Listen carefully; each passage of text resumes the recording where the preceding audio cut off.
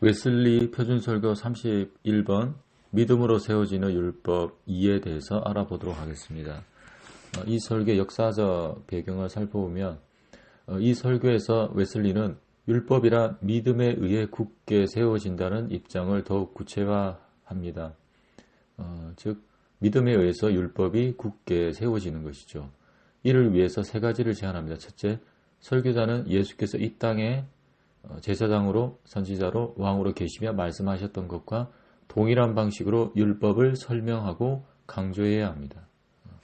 예수님께서 율법에 대해서 왕, 제사장, 선지자로, 즉 제사장, 선지자, 왕으로 그 직임으로 계시면서 하셨던 말씀과 동일한 방식으로 율법을 설명하고 강조해요. 예수님께서 율법을 무시하신 것이 아니에요. 계속적으로 강조하셨습니다. 둘째, 믿음만으로라는 가르침을 율법을 무력화시키는 방향이 아닌 성화의 삶을 더 고양시키기 위한 방향으로 베풀어야 합니다.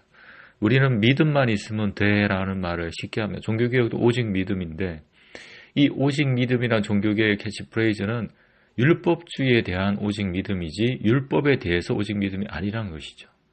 그래서 믿음과 복음과 율법을 분리하는 것은 반성경적인 행위입니다. 그래서 믿음만으로는 가르침을 율법을 무력화하는 방향이 아니라 오히려 성화의 삶을 더 고양시키는, 율법에 순종하는 삶을 더 고양시키는 방향으로 베풀어야 한다는 것입니다. 셋째, 기독교인의 마음과 삶의 성화 없이는 모든 것이 무익하다는 입장을 공고히 해야 합니다. 우리가 믿는다고 하면서도 만약 그 방향이, 그 믿음이 성화가 없는 방향으로 간다면 모든 것이 무익하다. 즉 그렇게 이끈 믿음조차도 무익하다는 것을 공고해야 합니다. 이 설교는 믿음은 사랑을 위해 존재한다는 웨슬리의 관점을 매우 명료하게 담고 있습니다. 그는 믿음이라는 것은 수단으로 보고 있습니다. 그리고 목적은 사랑으로 보고 있습니다. 이 설교에서 그는 전편의 설교보다 은혜를 핑계로 율법의 준수를 회피하는 이들에 대해 더욱 강경한 태도를 보입니다. 예나 지금이나 초대교회나 웨슬리 때나 지금이나 똑같습니다. 예수 믿으면 복음의 은혜가 있는데 무슨 율법의 준수가 필요하냐, 무슨 순종이 필요하냐, 무슨 율법이 필요하냐라고 하는 사람들이 있는데 이런 사람들이 바로 율법 폐지론자들입니다. 니골라당, 이세벨, 율법 폐지론자, 한국에 있는 수많은 장로교 안에 있는 많은 목회자들이 여기에 포함되고 있습니다. 은혜 안에 있는 이들은 믿음으로 율법의 의를 성취해야 합니다. 믿음으로 율법을 폐하는 것이 아니라 믿음으로 율법의 의를 성취해야 합니다. A. 서론. 믿음으로 율법을 무용하게 하는 시도에는 세 가지 형태가 있습니다. 첫째, 율법에 대해서 설교하지 않는 것이다. 이는 그리스도에 대해 설교하고 복음을 확장하기 위한 것이라는 핑계를 대지만 실제로는 그리스도와 복음을 파괴하는 것입니다. 율법에 대해 설교를 잘 안 해요. 이건 장로교뿐만 아니라 순복음이나 또 감리교에서조차도, 성결교에서조차도 요새 율법에 대해 설교를 잘 하지 않습니다. 왜 그럴까요? 율법을 강조하면 복음을 억누른다고 착각하기 때문이죠. 근데 실제로 만약에 율법에 대해 설교를 하지 않는다면 오히려 그리스도와 복음을 파괴하는 것이 됩니다. 왜냐하면 율법이 없이 복음이 존재할 수 없기 때문이에요. 율법이 없이 그리스도가 필요하지 않기 때문이에요. 병든 자에게라야 그리스도 의사가 필요하다고 한 것처럼 율법을 통해서 죄인이 죄됨을 알아야지 예수님이 필요하다는 사실을 알기 때문에 율법은 복음을 공고하게 만들고 확고하게 만든다는 것입니다. 둘째, 직접 혹은 간접적으로 믿음이 성화적 삶의 필요성을 대신한다는 것이다. 그리스도가 오신 이후로 성화의 필요성이 거의 없거나 그 정도가 줄었다는 것이다. 이 주장은 그리스도인의 자유로 인해 성화적 삶의 의무에서 어느 정도 자유하게 되었다고 하는 주장으로 나아갑니다. 이게 가장 큰 미혹입니다. 예수님 오신 이후 2000년 동안 이 교회 안에 이런 미혹이 얼마나 많았는지만 그 극단적인 예가 바로 구원파죠. 구원파는 한번 믿고 회개하면 끝입니다. 성화장 삶의 필요성이 없어요. 그리고 한국 교회 안에서도, 개신교회 안에서도 마찬가지예요. 성화는 그냥 상급에 관계된다. 성화는 구원과 상관없다고 보는 것이에요. 하지만 우리가 처음에 믿고 중생하고 칭의받았을 때 초기 성화라는 것이 있습니다. 초기 성화가 없다면 그 중생이나 그 칭의는 그 진실성을 입증할 수가 없는 것이에요. 그래서 구원의 시작과 함께 성화는 시작이 되는 겁니다. 그래서 거룩이 없이는 아무도 주를 보지 못하리라고 성경에는 기록되어 있습니다. 그래서 이 믿음이 절대로 성화적 삶과 대치되는 것이 아니라 오히려 믿음이 성화적 삶을 산출해내는 것입니다. 이것이 바로 믿음이 행함을 산출해낸다. 믿음이 회개와 그에 합당한 열매를 산출해낸다. 믿음이 행함을 산출해낸다. 믿음이 성령의 열매를 낳는다고 보는 것이에요. 그런 믿음이 아니라면 그 믿음은 가짜 믿음이라는 것입니다. 셋째, 믿음으로 율법을 무용하게 하는 것을 실제적인 행동으로 옮기는 것에 해당한다. 믿음으로 인해 성화의 삶이 불필요한 것처럼 행동에 옮기는 것을 의미하는데 이것은 믿음의 파산을 가져온다는 점에서 매우 경계해야 한다. 즉 정말 불법적인 행동을 취하는 것이 실제적으로 율법과 반대되는 삶, 불순종의 삶, 정욕적인 삶, 세상적인 삶을 자기중심의 삶을 산다는 것이에요. 그러면 믿음의 파산을 가져요. 웨슬리 이 점을 강력하게 주장하고 있습니다. 우리가 성도가 악행을 계속적으로 습관적으로 반복하면은 불신앙이 찾아오게 되고 결국 신앙까지도 몰아내게 되어서 믿음의 파산까지도 올 수 있습니다. 믿음으로 율법을 세워야 한다. 이는 낡은 종교 의식적 율법을 세우자는 것이 아니다. 이 말이 뭐냐면 낡은 종교 의식적 법은 율법이 세 가지가 있습니다. 도덕법이 있고 또 시민법이 있고 의식법이 있는데 믿음으로 율법을 세워야 한다는 것은 시민법이나 의식법을 세우자는 것이 아닙니다. 이것은 영원히 폐해졌습니다. 또한 칭의 전제 조건으로서 도덕법을 세우자는 것도 아닙니다. 도덕법을 세워야 바울이 말하는 우리가 세워야 할 율법은 도덕법이긴 하지만 칭의 조건은 아니다. 그러나 이 모든 사실을 인정한다 할지라도 우리는 아직도 바울이 의미한 바와 같이 율법 즉 도덕법을 세우고 있습니다. 우리가 믿음으로 세워야 될 법은 바로 도덕법입니다. 근데 이제 이게 논란이 될 수 있는 부분인데 칭의의 전제 조건으로서 도덕법을 세우자는 것도 아니라는 말은 굉장히 조심스럽게 다루어져야 될 문제입니다. 그건 차후에 얘기하겠습니다. 왜 칭의의 전제 조건과 도덕법이 관계가 있느냐? 거기에 대해서 칼빈도 웨슬레도 명쾌하게 얘기를 하지 못하고 배제시켜버리고 말았습니다. 칭의의 전제 조건에서 도덕법을 배제하는 것이 과연 옳은가? 회개는 믿음과 함께 구원의 필수 조건이라고 웨슬레가 얘기했습니다. 믿음만이 구원의 필수 조건이 아니라 회개도 구원의 필수 조건이라는 얘기죠. 물론 회개가 믿음만큼 같은 정도로 필수적이라고 할 수 없다. 다만 회개와 그 열매는 간접적으로 믿음을 위해 필요하다는 것입니다. 이게 웨슬레의 얘기입니다. 그럼 회개란 무엇인가?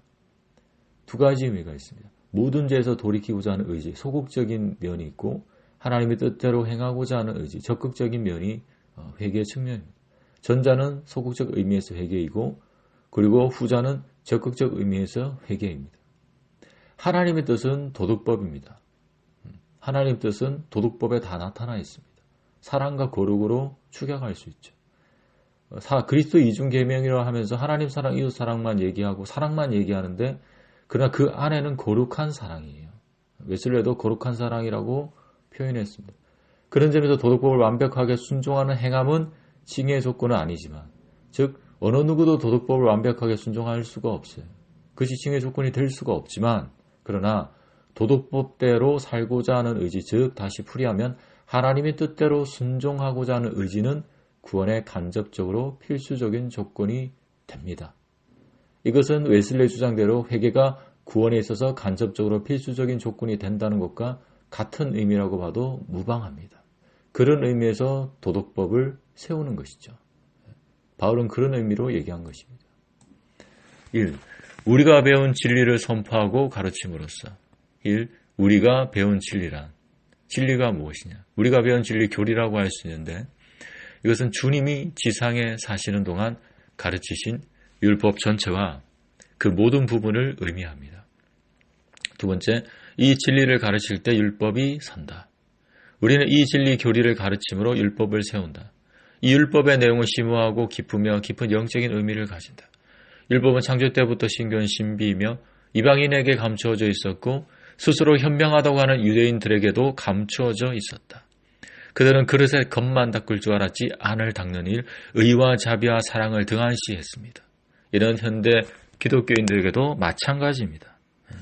율법은 굉장히 깊습니다. 겉만 생각해서는 안 되고 그 내면까지 깊이까지 생각해야 되고 그리고 신비에 속합니다. 세 번째, 율법은 선포되어야 한다. 우리의 의가 되신 주님을 선포해야 한다. 우리 죄를 위해 상하시고 찔리고 채찍에 맞으신 주님을 증거해야 합니다. 뿐만 아니라 우리 죄를 지고 가신 대제사장으로서 우리의 죄를 책망하고 허물을 고쳐주려 하셨던 선지자로서 모든 죄를 물리치고 영원한 의를 가져올 때까지 모든 믿는 자들의 마음을 지배하시며 우리에게 하나님의 형상을 회복시키려 하신 왕으로서 그리스도를 전해야 합니다. 즉 예수님의 세 가지 직분이 나옵니다. 대사장, 대제사장, 선지자왕. 대제사장으로서 예수님은 무엇을 하셨나요? 우리 죄를 지고 가셨죠. 그리고 선지자로서는 우리의 죄를 책망하셨고 허물을 고쳐주려고 하셨습니다. 여러 번 다시는 죄를 짓지 말라 하셨고 불법을 향한 자 떠나가라고 했습니다. 마지막 최종 심판에 의해서도 그랬습니다. 그때도 하나님 뜻대로 순종하지 못한 자들은 모른다고 하실 겁니다. 왕으로서의 역할은 죄를 물리치고 우리에게서 모든 죄를 물리치고 우리 안에 영원한 의가 세워질 때까지 우리의 마음을 지배하셔서 하나님의 형상을 회복시키려고 하신 왕으로서 그리스도입니다. 많은 그리스도인들이 예수를 믿으면 죄를 지어도 무박한 자유가 생기는 것처럼 믿고 있습니다. 그런데 예수님은 지상에서 사역하시는 동안 죄에 대해서 여전히 책망하고 있으며 그분이 이 죄로부터 인간들을 구원하시기 위해서 이 땅에 오셨으며 이 죄 때문에 십자가에서 죽으셨으며 믿는 자에게서 모든 죄를 물리치고 그 안에 의를 가져올 때까지 믿는 자의 마음을 지배하시어 하나님의 온전한 형상을 회복시키려 하신다는 사실을 모르고 있습니다. 예수님께서 이 세상에 있는 동안에 이 세 가지 직임을 통해서 죄와 싸우셨고 죄 때문에 죽으셨고 죄로부터 우리를 영원히 분리시키고자 우리 안에 의를 만들고자 우리를 지배하셨습니다. 그 점을 사람들이 현대 기독에 모르고 있어요. 2. 믿음이 성화의 삶을 가져온다고 선포함으로써 1. 믿음이 사랑의 신념을 선포해야 한다. 믿음이 사랑의 신념입니다. 믿음이 사랑의 삶, 곧 성화의 삶을 가져올 것이라고 선포할 때 율법은 세워집니다.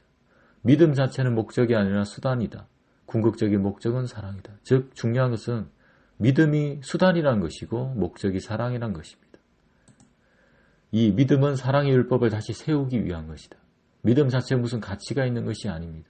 하나님의 본래 계획은 우리의 마음속에 거룩한 사랑의 율법을 회복시키는 것이고 믿음만이 유일한 수단이 됩니다.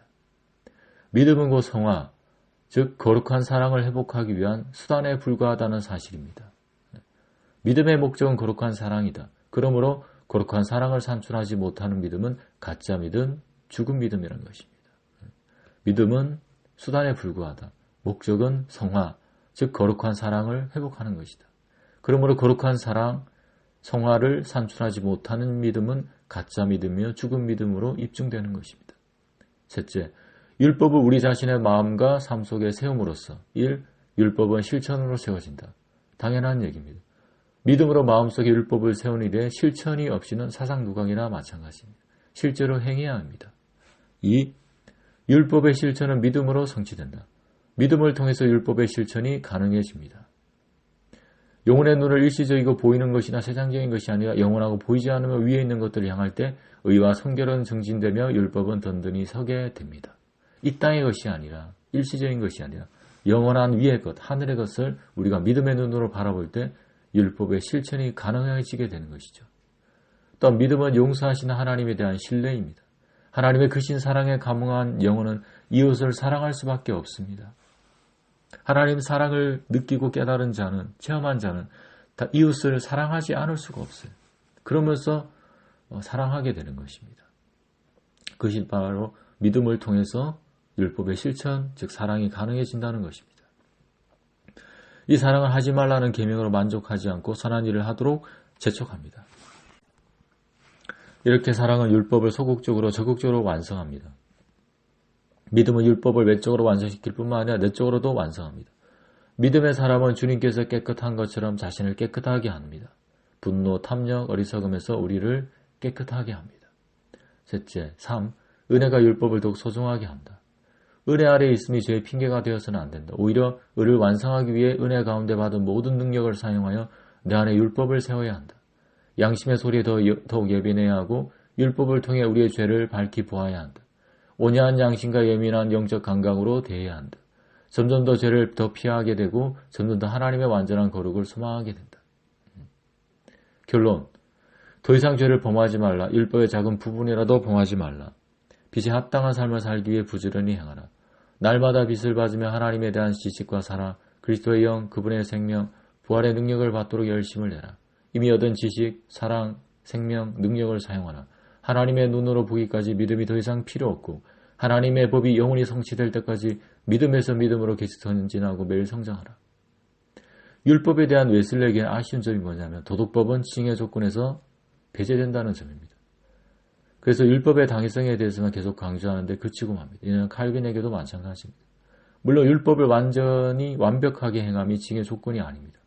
또한 도덕법을 완벽하게 행해야 칭의를 얻는다는 것도 아닙니다. 그런 사람이 없습니다. 그러나 도덕법에 순종하고자 하는 의지, 회개의 의지라고 볼 수 있고 회개가 구원의 간접적인 조건이라는 웨슬리 자신의 말대로 도덕법에 순종하고자 하는 의지는 곧 하나님의 뜻대로 순종하고자 하는 의지므로 회개의 의지가 됩니다. 고로 도덕법에 순종하고자 하는 의지는 믿음만큼은 아니지만 구원의 간접적인 조건이 될 수 있는 것입니다.